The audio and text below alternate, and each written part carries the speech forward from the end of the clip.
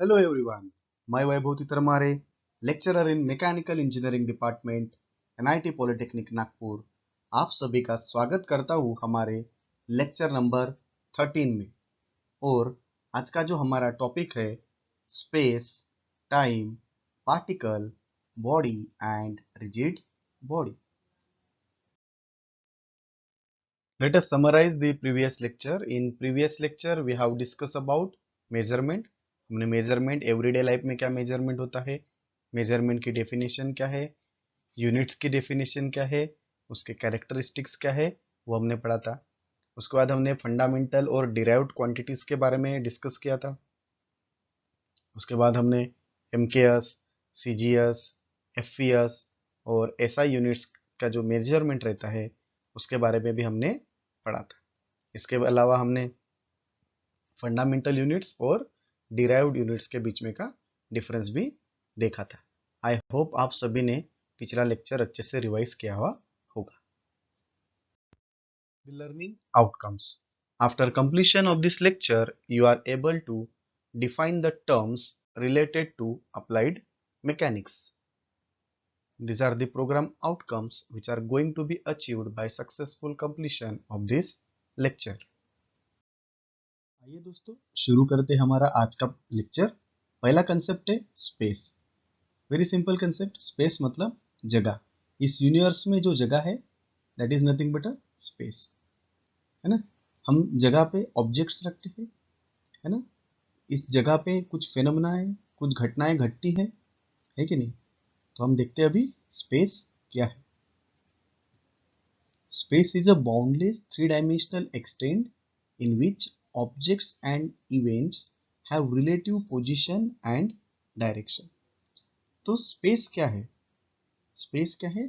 Space is a boundless and boundless three dimensional extent. मतलब ये three dimensional मतलब 3D extent है इन विच वहां पे objects and events have relative position and direction. वहां पे हम ऑब्जेक्ट्स को रख सकते हैं ना, या स्पेस में हम क्या रख सकते हैं, ऑब्जेक्ट्स को यहाँ पे हम रख सकते हैं, बराबर है। The physical space is the unlimited expanses of universe in which all materials are located and all phenomenon occurs. Physical space से बहुत अनलिमिटेड एक्सपांशन है यूनिवर्स का, जहां पे हम ऑब्जेक्ट्स को लोकेट करते हैं और वहां पे कुछ ना कुछ घटनाएं घटती रहती है। So that is nothing but the space. Space मतलब एक जगह जहां पे हम एक्सपेरिमेंट को कैरी आउट कर सकते हैं। Okay, the next concept is time. तो आप सभी को पता है टाइम मतलब समय। समय मतलब क्या, फिर जो क्लॉक मेजर करती है, बराबर है कि नहीं।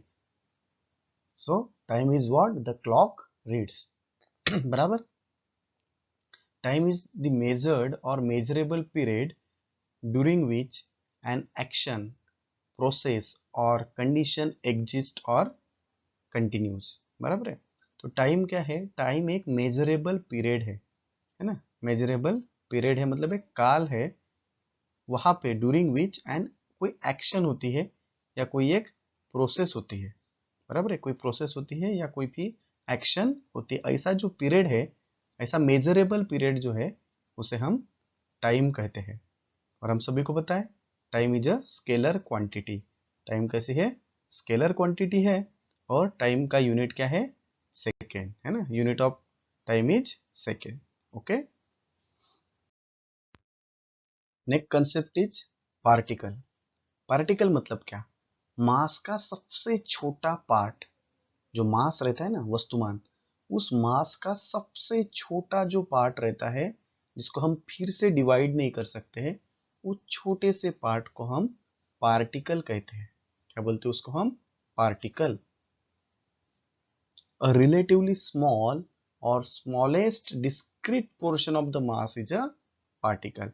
मतलब मास का सबसे छोटा स्मॉलेस्ट पोर्शन जो है उसे हम पार्टिकल बोलते हैं।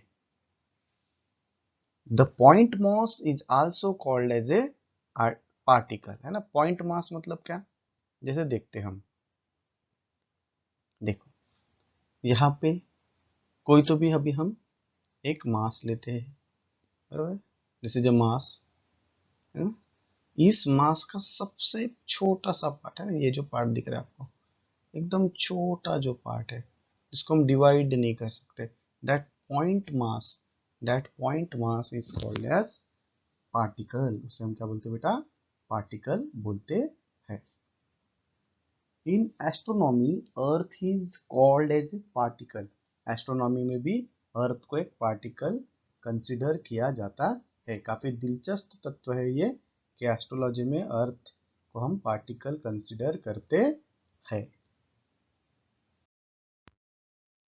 Next concept is body. Body मतलब क्या? बॉडी मतलब थ्री डायमेंशनल ऑब्जेक्ट। बॉडी मतलब क्या? थ्री डायमेंशनल ऑब्जेक्ट जिसका कुछ वॉल्यूम है ना।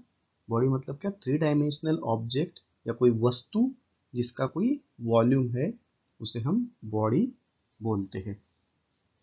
एन ऑब्जेक्ट विथ मास, है ना। ऐसे बॉडी मतलब एक ऑब्जेक्ट है जिसको मास है। Anything that has mass and occupies some volume is called as body।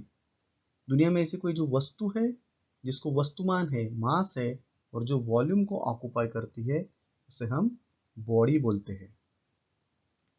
The mass limited in every direction having certain shape and size is called as body, है ना। इसको भी हम बॉडी बोलते हैं, है ना। मास लिमिटेड डायरेक्शन में, हर डायरेक्शन में कुछ सर्टन शेप एंड साइज में रहेगा, that mass is nothing but a body. जैसे कि आपको यहाँ पे डायग्राम में दिख रहा होगा। For example, an atom is also a body, a box is also a body and a car is also a body. इन सभी को उनका कुछ मास है, इन सभी का उनका कुछ वॉल्यूम है, that is nothing but a body. उन सभी को हम क्या बोलते हैं? बॉडी बोलते हैं। Next is rigid body. Rigid body मतलब क्या? रिजिड बॉडी ये ऐसी बॉडी रहती है, अगर हम रिजिड बॉडी के ऊपर फोर्स अप्लाई करते हैं तो उस रिजिड बॉडी का शेप एंड साइज चेंज नहीं होता है। उस बॉडी का शेप एंड साइज चेंज नहीं होता है, उस बॉडी को हम रिजिड बॉडी बोलते हैं, बराबर है। तो आइए देखते हैं। The body which subject to force action, जब किसी बॉडी के ऊपर फोर्स की एक्शन होती है, does not change shape and size, उसका शेप एंड साइज चेंज नहीं होता है, then the body is known as rigid body. तब हम उस बॉडी को रिजिड बॉडी बोलते हैं। शेप एंड साइज चेंज नहीं होना मतलब उसका डिफॉर्मेशन नहीं होना। शेप एंड साइज चेंज नहीं होना मतलब उसका डिफॉर्मेशन नहीं होना। A rigid body is also a solid body in which deformation is zero। बराबर है। रिजिड बॉडी का डिफॉर्मेशन मतलब शेप एंड साइज हर बार कितना रहेगा, चेंजिंग शेप एंड साइज कितना रहेगा हर बार? हर बार इट इज जीरो। हर बार कितना रहेगा बेटा? वो जीरो रहेगा। हर बार कितना रहेगा? Zero. So small it can be neglected, इतना छोटा रहेगा कि हम उसको निग्लेक्ट भी कर सकते हैं। बट रिजिड बॉडी ये सिर्फ एक कंसेप्ट है। जैसे हमने आइडियल मशीन देखा था, उसी प्रकार से रिजिड बॉडी जस्ट एक कंसेप्ट है। दुनिया में कोई भी बॉडी रिजिड नहीं है कि दुनिया में कोई भी बॉडी रिजिड नहीं है। रिजिड बॉडी ये सिर्फ एक कंसेप्ट है। Rigid body is not available in the real world. Rigid body जो होती है रियल वर्ल्ड में अवेलेबल नहीं है। लेकिन जब हम अप्लाइड मैकेनिक्स की स्टडी करते हैं तो हमें हर बॉडी को रिजिड बॉडी कंसिडर करना पड़ता है ना। जब हम अप्लाइड मैकेनिक्स की स्टडी करते हैं तो हर एक बॉडी को हमको रिजिड बॉडी है करके कंसिडर करना पड़ता है। लेकिन दुनिया में रिजिड बॉडी अवेलेबल नहीं है, it is just a concept. Okay, last concept of today's lecture is elastic body. Elastic, आपको स्क्रीन के ऊपर एक रबर दिख रहा होगा ना, रबर को हम खींच रहे हैं, तो ये बॉडी क्या करेंगे, जब हम इसके ऊपर फोर्स अप्लाई करेंगे तो, है ना, इसका शेप एंड साइन चेंज हो जाएगा, और जैसे हम फोर्स को छोड़ देंगे अपना ये ओरिजिनल शेप रिगेन कर लेगा। तो उस प्रकार की बॉडी को हम इलास्टिक बॉडी बोलते हैं। उस प्रकार के बॉडी को हम क्या बोलते हैं? Elastic body. Elastic body is that body which regains its original shape and size on the removal of force, है ना। इलास्टिक बॉडी है ऐसी बॉडी है जो अपना original shape and size regain करती है।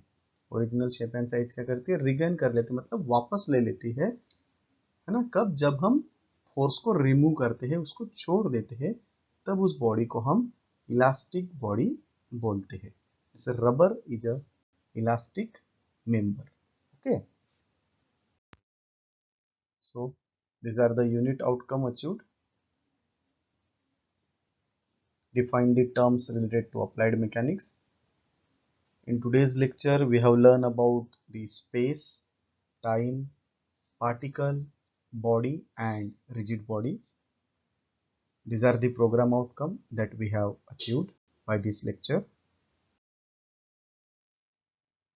These are the most likely questions asked in MSBT. This is the very smallest video of our lecture series. So इन सभी के आंसर आपने लिखना है और गूगल क्लासरूम पे आप सभी ने इसको सेंड कर देना है। So thank you very much guys. In next lecture, this is the last lecture of chapter number 1, and in that lecture we are going to study about forces and types of forces. This is a very important topic. आप सभी को अच्छे से पढ़ना पड़ेगा, ठीक है, क्योंकि इसके ऊपर ही पूरा मैकेनिक्स डिपेंड रहेगा। So thank you very much.